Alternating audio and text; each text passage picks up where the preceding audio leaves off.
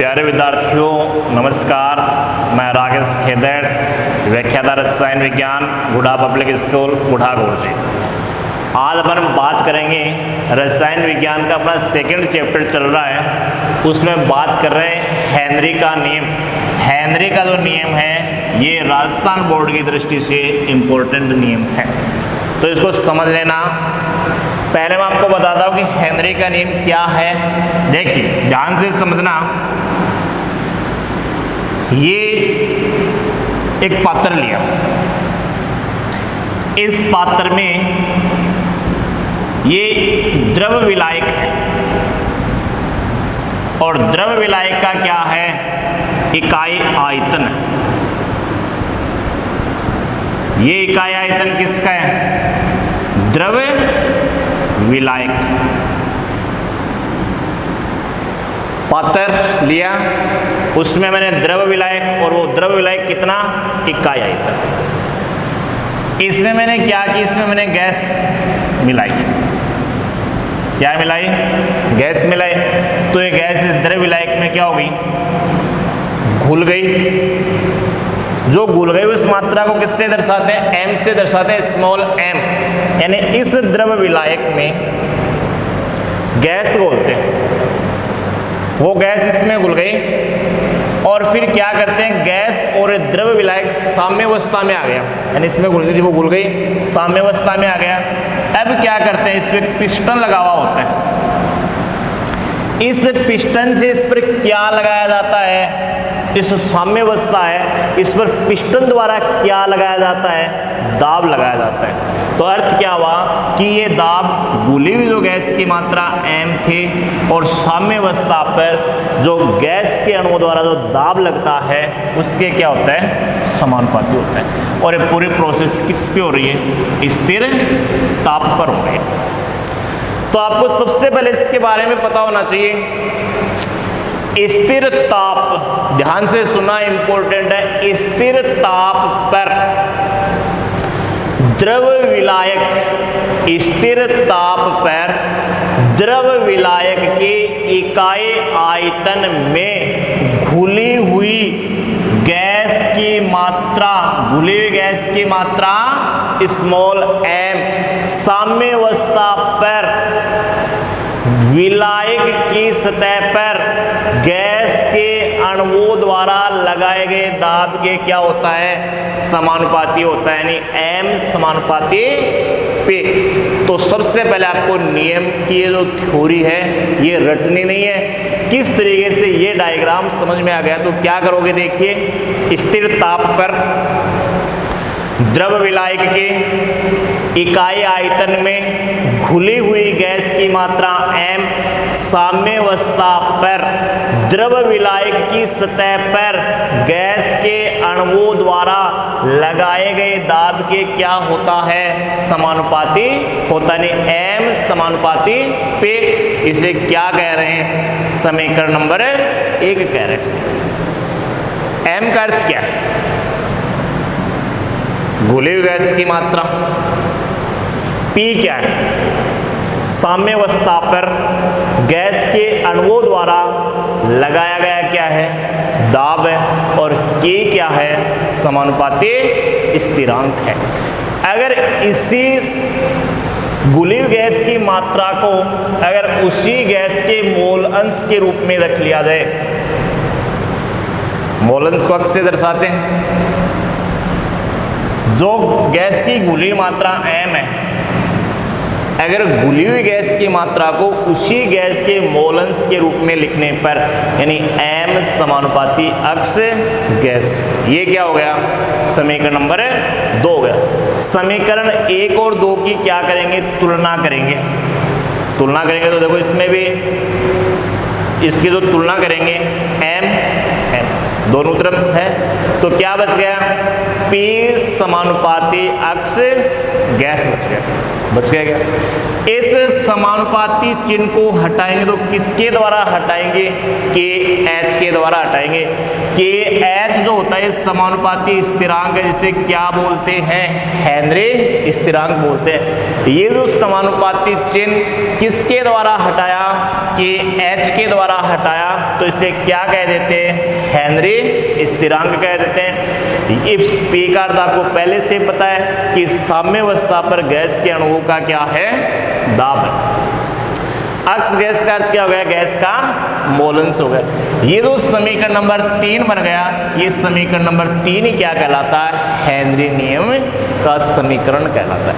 ये प्रत्येक स्टूडेंट को याद होना चाहिए, बोर्ड एग्जाम में पूछता तो आपको यहां तक लिखना। अब देखिए समीकरण नंबर 3, अगला जो पॉइंट है P व X गैस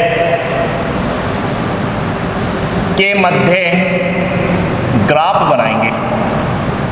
ध्यान से समझना। समीकरण नंबर 3 क्या बताओ? P बराबर के एच अक्स एक सरल रेखा समीकरण होता है। एक सरल रेखा समीकरण, और सरल रेखा समीकरण क्या होता है? y बराबर mx। m क्या होता है? ढाल।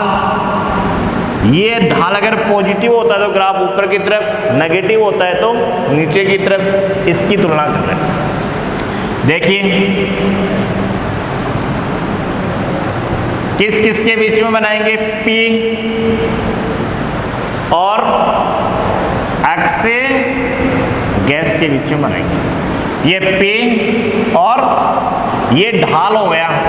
क्या हो गया? ढाल। ये ढाल कैसा है? पॉजिटिव है, और जब ढाल पॉजिटिव है तो ये ग्राफ बनेगा। ये इसका जो ढाल है, ढाल पॉजिटिव है, तो आपको याद रखना कि हेनरी नियम का जो समीकरण नंबर 3 है, उसमें अगर P व X गैस के मध्य अगर ग्राफ बनाते हैं तो आपके पास P और X गैस के बीच में एक सीधी लाइन का, एक सरल रेखा का क्या बनेगा? ग्राफ बनेगा। ये बात आपको ध्यान होनी चाहिए। अगली बात सुनिए, इंपॉर्टेंट बात बता रहा हूं। आदर्श गैस समीकरण होता है। अगला जो पॉइंट है, आदर्श गैस समीकरण पर देखिए इंपॉर्टेंट पॉइंट है। आदर्श गैस समीकरण पर हेनरी नियम लागू करने पर, यानी आदर्श गैस समीकरण है उस पर क्या करेंगे? आदर्श गैस समीकरण पर हेनरी नियम लागू करने पर गैस का आयतन क्या होता है? गैस का आयतन नियत होता है। ये गैस का आयतन नियत क्यों होता है, इस बात को समझेंगे। मैंने क्या कहा है? मैंने कहा है कि आदर्श गैस समीकरण पर हेनरी का नियम लागू करने पर इस गैस का आयतन क्या होता है? निश्चित होता है, नियत होता है। क्यों? ये आपको पता होना चाहिए। आदर्श गैस समीकरण, उस पर अगर हेनरी नियम लागू कर रहे हो तो गैस का आयतन क्या होगा? नियत होगा। क्यों नियत होगा उसको समझिए। देखो आदर्श गैस समीकरण बताओ क्या होता है? PV बराबर nRT होता है। ये होता है क्या? गैस के मोलों की संख्या। ध्यान से समझना, गैस के मोलों की संख्या, गैस के मोलों की स्मॉल n बराबर, सुनो, घुली हुई गैस की मात्रा, घुली हुई गैस की मात्रा स्मॉल m बटा घुली हुई गैस का अणुभार, कैपिटल। गैस के मोलों की संख्या का सूत्र क्या है? घुली हुई गैस की मात्रा स्मॉल m बटा घुली हुई गैस का अनुभार कैपिटल M। ये तो फॉर्मूला है। इसको बताओ मैं ऐसे लिख लूं क्या? स्मॉल m बटा घुली गैस के मोलों की संख्या n, घुली हुई गैस की मात्रा स्मॉल m बटा घुली हुई गैस का अनुभार लिख सकते हो क्या? इसमें n के स्थान पे रख दो इसको। किसके स्थान पे रख दो? n के स्थान पे। तो बताओ क्या होगा? PV बराबर स्मॉल m बटा कैपिटल M R लिख दिया। यानी n की वैल्यू यहाँ रख दो तो PV बराबर स्मॉल m बटा कैपिटल M RT। मैं इसको ऐसे भी तो लिख सकता हूँ V बराबर, तो P किस में आएगा? बट्टा में आएगा। P आएगा तो देखो मैं इसको ऐसे लिख दूँ क्या? कैपिटल M RT, P इसके गुणा में तो आ गया, बट्टे में आ गया। इसको मैं ऐसे लिख दूँ, कोई फर्क थोड़ी पड़ने वाला है। इसको मैं ऐसे लिख रहा हूँ MP RT बटा ये P इधर लिख दिया है, इधर कोई फर्क नहीं पड़ेगा, लिख सकते हो क्या? देखिए समीकरण एक क्या था? M बराबर KP और K बराबर क्या होता है? K बराबर लिखेंगे तो क्या लिखेंगे? M बटा P। और K क्या है? K तो स्थिरांक है।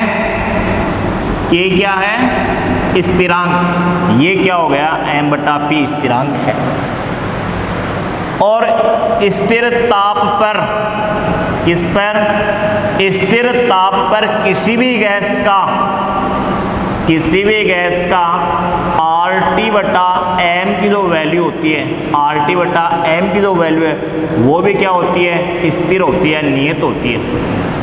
ये तो स्थिरांक है और ये वैल्यू क्या है? स्थिर ताप पर नियत होती है। तो आपके पास V भी क्या हो गया?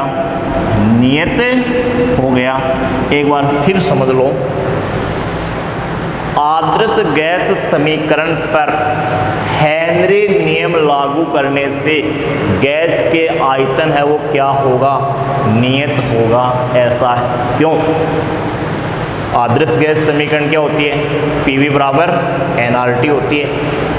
गैस के मोलों की संख्या का सूत्र होता है घुली हुई गैस की मात्रा स्मॉल m बट्टा घुली हुई गैस का अनुभार कैपिटल M। स्मॉल n बराबर स्मॉल m बटा कैपिटल M। n की वैल्यू यहाँ मैंने रख दी तो ये फॉर्मूला बन गया। V बराबर रख दे तो P इसके बट्टा में आ गया, ये बन गया। इसके बाद मैंने क्या किया? ये P इधर लिखूँ, M इधर लिखूँ तो कोई फर्क पड़ने वाला नहीं है। समीकरण नंबर 1 से m बराबर ये होता है, समीकरण 1 होता है स्मॉल m बराबर KP। इससे मैंने K बराबर स्मॉल m बटा P। ये क्या है? कांस्टेंट है।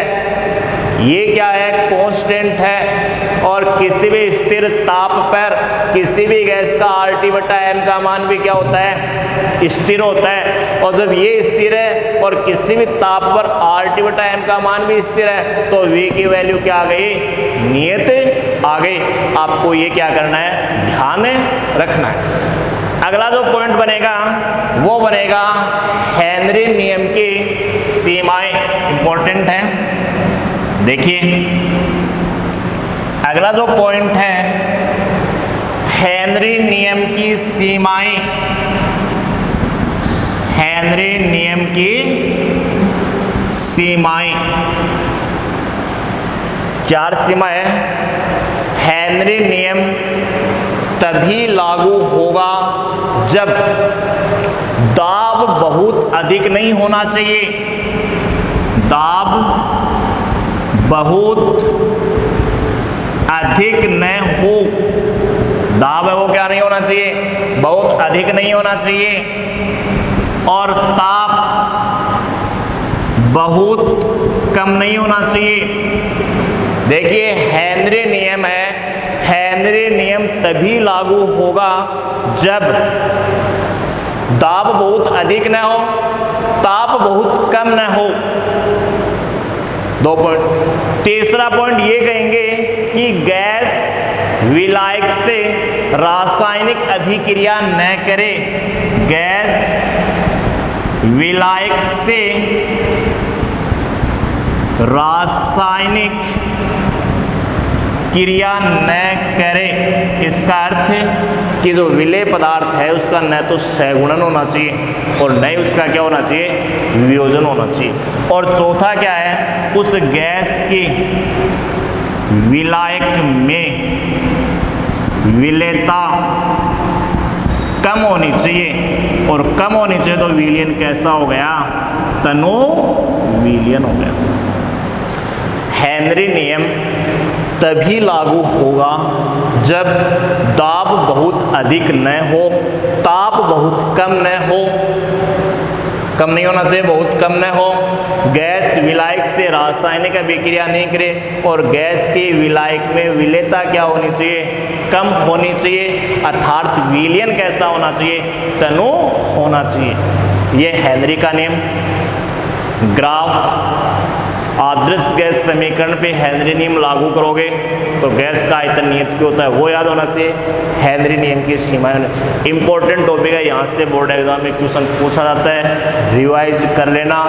जो दिक्कत है उसका समाधान अपने नेक्स्ट क्लास में करेंगे।